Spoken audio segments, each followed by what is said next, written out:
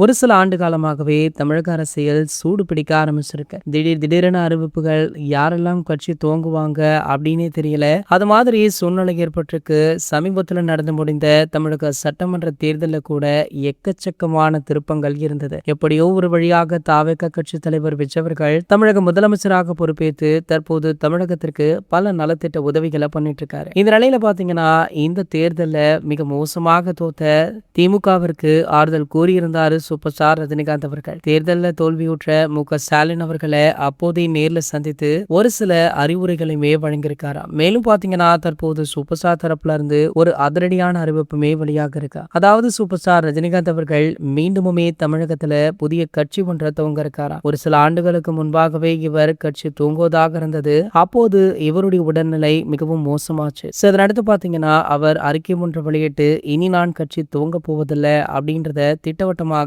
சொல்லியிருந்தாரு. ஆகையால அதனை அடுத்து தொடர்ச்சியாக சினிமா படங்கள்ல மட்டுமே நடிச்சிட்டு இருந்த சூப்பர் ஸ்டார் ரஜினிகாந்த் அவர்கள் தற்போது மீண்டுமே தமிழக அரசியல்ல குதிக்க உள்ளார் அப்படின்ற செய்தி ஒட்டுமொத்த தமிழகத்தையுமே உலுக்கியிருக்கு. குறிப்பாக ஆளும் கட்சியான தாவேக கட்சிக்கு இது மிகப்பெரிய அடியாக இருக்கும் அப்படின்னு எதிர்பார்க்கப்படுது. மேலும் பாத்தீங்கன்னா, சூப்பர் ஸ்டார் ரஜினிகாந்த் அவர்களுடைய கட்சியில பல முக்கிய பிரபலங்களுமே இணைய இருக்காங்களா. அதிலும் குறிப்பாக நடிகர் தனுஷ் அவர்கள் இணைய உள்ளதாக சொல்லப்படுது. நடிகர் தனுஷ் அவர்கள் ஒரு சில ஆண்டு காலமாகவே அவருடைய ரசிகர்கள் மன்றங்களை அடிக்கடி புதுப்பிப்பது, ரசிகர்களை நேர்ல சந்திப்பது, பிரியாணி போடுவது அப்படின்னு சொல்லி அரசியல்ல என்று கொடுப்பது போலவே பல கட்ட நகர்வுகளை பண்ணிட்டு இருக்காரு. ஆகையால கண்டிப்பாக இவருமே சூப்பர் ஸ்டாருடன் இணைந்தால் ஆச்சரியப்படுறதுக்கு இல்ல அப்படின்ற தகவல் வைரல் ஆகிட்டு இருக்கு. இது போன்ற செய்திகளை பத்தி நீங்க உடனே தெரிஞ்சுக்க நம்மளுடைய சேனலை மறக்காம சப்ஸ்கிரைப் பண்ணிக்கோங்க.